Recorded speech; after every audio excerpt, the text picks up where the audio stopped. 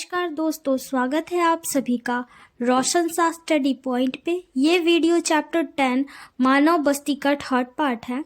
इसमें हमारा पहला टॉपिक है नगरीय बस्तियां। तो क्वेश्चन यही होगा कि नगरीय बस्तियां किसे कहती हैं। हम इसको पॉइंट्स में एक्सप्लेन करेंगे।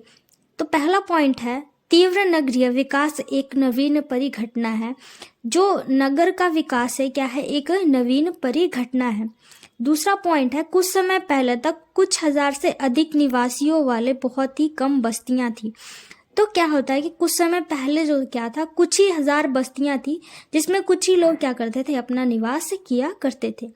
थर्ड पॉइंट है सर्वप्रथम नगरीय बस्ती लंदन में विकसित हुई थी जिसकी जनसंख्या 1810 ईस्वी तक लगभग 10 लाख हो गई थी। जो सर्वप्रथम जो बस्ती थी ना, वो लंदन में स्थापित हो गई थी जिसकी जनसंख्या 1810 में क्या थी, 10 लाख हो गई थी। चौथा पॉइंट है 1982 में क्या हो गया था, 1982 में विश्व के लगभग 175 नगर 10 लाख से अधिक जनसंख्या वाले नगर थे। क्या होता है कि 1982 में 175 जो थी नगर विकसित हो जाते हैं जिसमें 10 लाख से अधिक जनसंख्या क्या करती है, निवास करती है।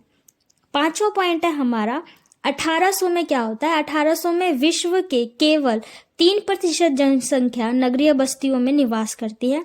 1800 में केवल विश्व की 3% जनसंख्या कहाँ पे, नगर में निवास करती है, और बाकी जो है कहीं और मतलब ग्राम में निवास करती है।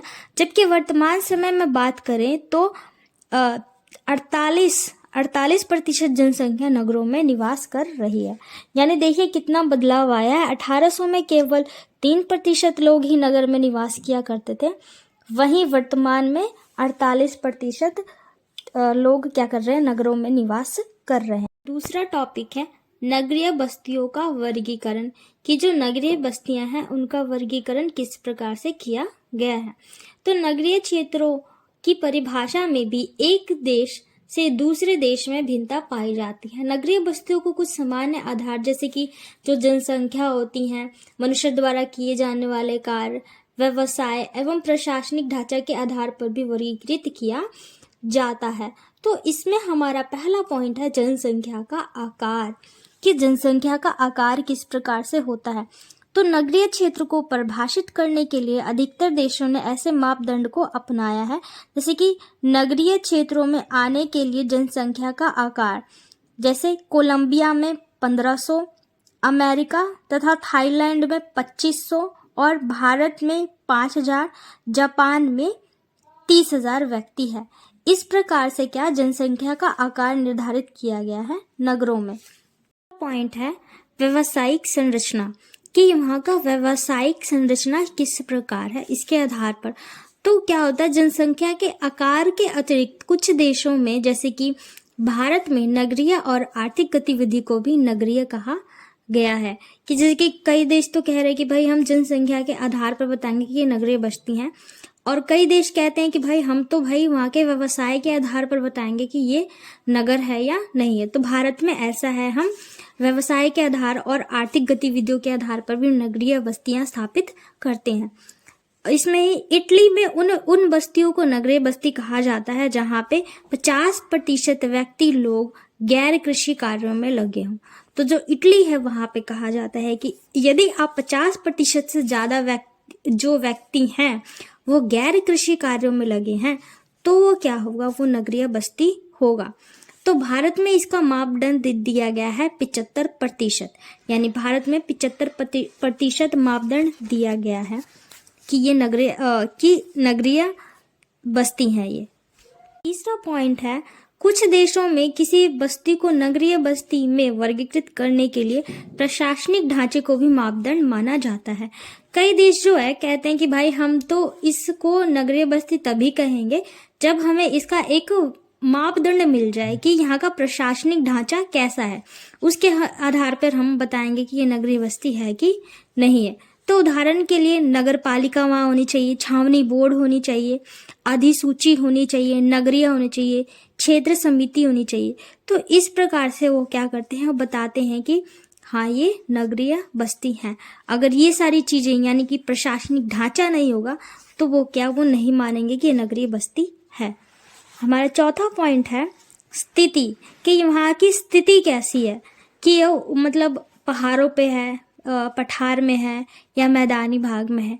इसके आधार पर भी नगरीय बस्तियों का वर्गीकरण किया जाता है। तो नगरीय केंद्रों की स्थिति उसके द्वारा किए गए कार्यों के आधार पर देखी जाती है कि जो नगरीय केंद्र है उसकी स्थिति कि वो क्या कार्य कर रहा है, किस प्रकार से कर रहा है, उसके आधार पर देखी जाती है। जैसे उदाहरण के लिए किसी भी अवकाश सौरगाह की स्थिति के लिए जो बातें आवश्यक होनी चाहिए वो औद्योगिक नगर, सेना नगर अथवा एक समुद्री पतन नगर के लिए आवश्यक स्थिति भिन्न होती है। जो जैसे कि हमारा शहरगाह है जहाँ पे हम सैर करने जा रहे हैं, उसकी स्थिति जाहिर सी बात है अलग होगी। जो औद्योगिक नगर है और जो सेना नगर है, समुद्री पतन है, सभी की स्थितियों में क्या होती है, भिन्नता पाई जाती है। तो इस प्रकार से भी उनकी स्थिति के आधार पर भी नगरीय बस्तियों का क्या किया जाता है, विभाजन किया जाता है। तो इस प्रकार से आप अगला टॉपिक है नगरीय क्षेत्रों के कार्य, कि जो नगरीय क्षेत्र थे उनके कार्य किस प्रकार से हुआ करते थे।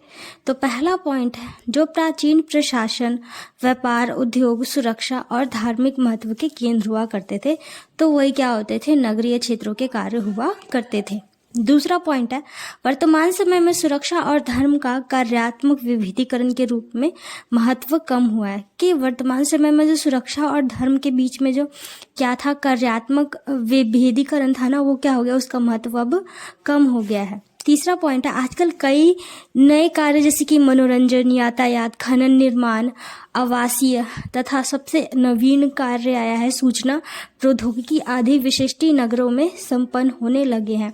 यानी कि ये जो सारे काम होते हैं क्या होते हैं, नगरों में अब क्या होते हैं, संपन्न होने लगते हैं। जैसे कि मनोरंजन हो गया, यातायात हो गया, खनन के कार्य हो गया, आवास का निर्माण हो गया, और सबसे जरूरी है क्या है, सूचना प्रौद्योगिकी। तो इस प्रकार से क्या हो गया है, इनमें विशिष्टीकरण आ गया है, विशिष्टीकृत कार्य नगरों में ही संपन्न होते हैं।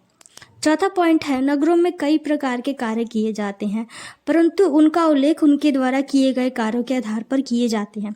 नगरों में वैसे तो कई तरीके के कार्य होते हैं, लेकिन अब किसी भी नगर को हम उसके विशिष्ट कार्य होते हैं, उसके यानी उसके द्वारा जो कार्य किए जा रहे हैं उसके आधार पर हम जानते हैं। पांचवा पॉइंट, उदाहरण के लिए हम कहें तो शेफील्ड को औद्योगिक नगर के रूप में जाना जाता है, लंदन को पतन नगर के रूप में जाना जाता है, और चंडीगढ़ को प्रशासन नगर के रूप में जाना जाता है। तो इस प्रकार से क्या है कि नगरीय क्षेत्रों के कार्यों का वर्गीकरण किया जाता है उनके कार्यों के आधार। नेक्स्ट क्वेश्चन है, इसमें हम क्या करेंगे, सारे टॉपिक्स को कवर कर लेंगे जो भी छोटे छोटे हैं। तो कार्य वह प्रकारों के आधार पर क्या है, नगरों का वर्गीकरण, यानी कार्य के आधार पर उनके प्रकार के आधार पर क्या नगरों का वर्गीकरण किस प्रकार से किया गया है। तो इसमें पहला है प्रशासनिक नगर। तो जो प्रशासनिक नगर होता है वो क्या होता है, तो जो राष्ट्र की राजधानी होती है जहाँ पर केंद्र सरकार के प्रशासनिक कार्य होते हैं, यानी कि जो राष्ट्र की राजधानी होती है जहाँ पे प्रशासनिक कार्य होते हैं किसके, केंद्र सरकार के, उसे क्या कहते हैं, प्रशासनिक नगर कहते हैं। जैसे कि दिल्ली, बीजिंग, वॉशिंगटन डीसी, ये क्या है, हमारे प्रशासनिक नगर है। दूसरा है व्यापारिक एवं व्यवसायिक नगर, यानी कि जहाँ पे व्यापार होता है और जहाँ पे व्यवसाय, जहाँ पे लोग अपने कार्य करते हैं। तो व्यापारिक नगर एवं व्यवसायिक नगर वह होते हैं जहाँ पर व्यापार संबंधित क्रियाकलाप का संचालन होता है, जहाँ पे व्यापार से संबंधित क्या होते हैं, सारे क्रियाकलाप को क्या किया जाता है, संचालित किया जाता है, यानी चलाया जाता है। जैसे उदाहरण के लिए कृषि बाजार, जैसे कि विनिपेग एवं कंपास नगर। बैंकिंग एवं वित्त कार्य के लिए एमर्सडर्म, और परिवहन नगर में लाहौर, बगदाद, आगरा। इस प्रकार से क्या होता है, व्यावसायिक नगर के बांटा गया है। तीसरा है हमारा सांस्कृतिक नगर। वह नगर जो सांस्कृतिक महत्व के होते हैं वह सांस्कृतिक नगर कहलाते हैं, जैसे कि जैसलमेर, मक्का मदीना, बनारस आदि। ये क्या होते हैं, हमारे सांस्कृतिक नगर होते हैं जो कि केवल सांस्कृतिक गतिविधियों के लिए जाने जाते हैं। तो इस प्रकार से कार्य वह प्रकारों के आधार पर 3 प्रकार बांटे गए हैं प्रशासनिक। अगला प्रश्न है नगरीय बस्तियां अपने आकार उपलब्ध सुविधाओं तथा उनके द्वारा संपन्न किए जाने वाले कई कार्यों के आधार पर कई नामों से पुकारी जाती है। यानी कि जो नगर होती हैं उनको किस किस नाम से जाना जाता है अलग अलग जगहों पे, उनके द्वारा किए गए कार्यों पे। तो पहला है हमारा नगर। तो नगरीय एवं ग्रामीण में कार्यों की विषमा सदैव स्पष्ट नहीं होती है। यानी जो नगर होते हैं, ग्राम होते हैं, उनमें जो कार्य की जो विषमा होती है सदैव स्पष्ट नहीं होती, परंतु कुछ विशेष कार्य जो होते हैं जैसे कि निर्माण, खुदाई एवं थोक व्यापार तथा व्यावसायिक सेवाएं नगरों में ही केवल होती है। दूसरा पॉइंट है हमारा शहर। शहर नगरों से बड़े होते हैं। जो शहर होते हैं क्या होते हैं, नगरों से बड़े होते हैं एवं इनके आर्थिक कार्य अधिक होते हैं। जो शहर होते हैं नगरों से बड़े होते हैं और इनके क्या आर्थिक कार्य अधिक होते हैं, जैसे कि वित्तीय संसाधन, प्रादेशिक, प्रशासनिक एवं यातायात के केंद्र, इस प्रकार के कार्य जो होते हैं वो शहर में किए जाते हैं। तीसरा है हमारा सन्नगर। यानी सन्नगर क्या होता है, एक प्रमुख नगर के आसपास छोटे छोटे नगरों या शहरों को मिलाकर सन्नगर बनता है। तो जो सन्नगर क्या होता है, एक प्रमुख नगरों के एक जो मुख्य नगर होगा उसके आसपास क्या होगा, छोटे छोटे नगरों को मिला के क्या होता है, सन्नगर बनाया जाता है। उदाहरण के लिए जैसे ग्रेटर लंदन, मैनचेस्टर, शिकागो और टोक्यो, ये सारे सन्नगर के उदाहरण हैं। पांचवा है हमारा विश्व नगरी। कि विश्व नगरी क्या होता है। चौथा हमारा है विश्व नगरी। यह यूनानी शब्द है, ये जो है यूनानी शब्द है। इसे मेगालोपियन जिसका अर्थ है विशाल नगर, इसे मेगालोपियन कहा जाता है यूनानी शब्द में। इसका अर्थ होता है विशाल नगर। यह बड़ा नगर होता है जिसमें सन्नो नगरों का समूह होता है। ये बहुत बड़ा नगर होता है जिसमें क्या होता है, सन्न नगरों का समूह होता है। उदाहरण के लिए जहां उत्तर में बोस्टन से दक्षिण से वॉशिंगटन तक भूदृश्य के रूप में यह दिखाई देता है। अगला है हमारा मिलियन सिटी। विश्व में मिलियन सिटी की संख्या पहले की तुलना में क्या हो रही है, लगातार बढ़ती जा रही है। 1800 में लंदन इस श्रेणी में आया था। 1800 में इस श्रेणी में आया था। 1850 में पेरिस, 1860 में न्यूयॉर्क तथा 1950 तक विश्व के 80 शहर मिलियन सिटी में थे। मिलियन सिटी की जनसंख्या जो होती है, वृद्धि प्रत्येक तीसरे दशक में 3 गुनी होती है।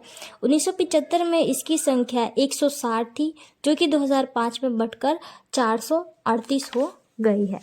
अगला है हमारा मेगा सिटी का वितरण। जो मेगा सिटी होता है उसका वितरण किस प्रकार से किया गया है। जब मुख्य नगर वह उपनगरों को मिलाकर क्षेत्र की जनसंख्या करोड़ों में से अधिक हो जाती है तो उसे मेगा सिटी कहते हैं।